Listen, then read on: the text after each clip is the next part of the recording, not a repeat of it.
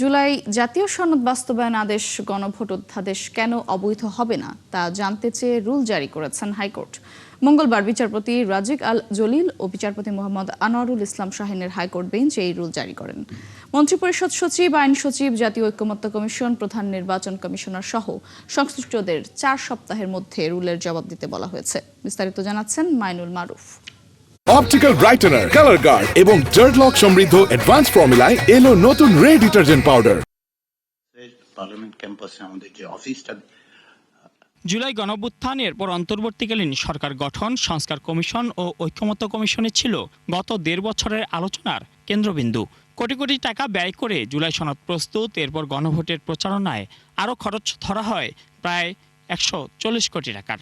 এরপর গণভোটের খরচ তো আছেই, সব মিলে বরাদ্দ ছিল প্রায় 1070 কোটি টাকা।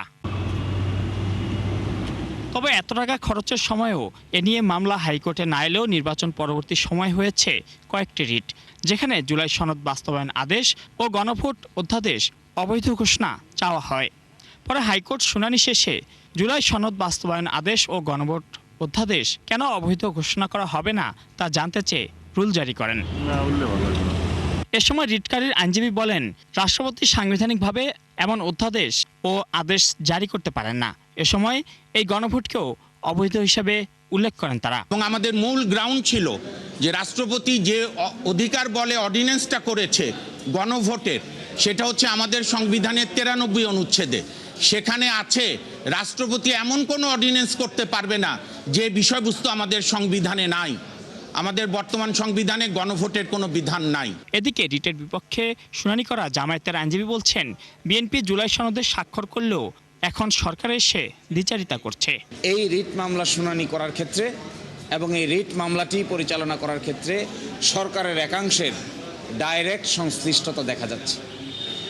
ফলে আমরা ধরে নিতে পারি যে সরকার এই সংস্কার প্রস্তাবকে পার্লামেন্টকে বাইপাস করে কোর্টের মাধ্যমে সেটেল করে এক ধরনের স্থিতাবস্থা বা এক ধরনের সুবিধা নেয়ার জন্য চেষ্টা করছেন। ত্রয়োদশ জাতীয় সংসদ নির্বাচন ও গণভোট একই দিনে হয়। নির্বাচনে সংস্কারের পক্ষে হ্যাঁ জয়যুক্ত হয়। মাইনুল মারুফ, ৭১, ঢাকা।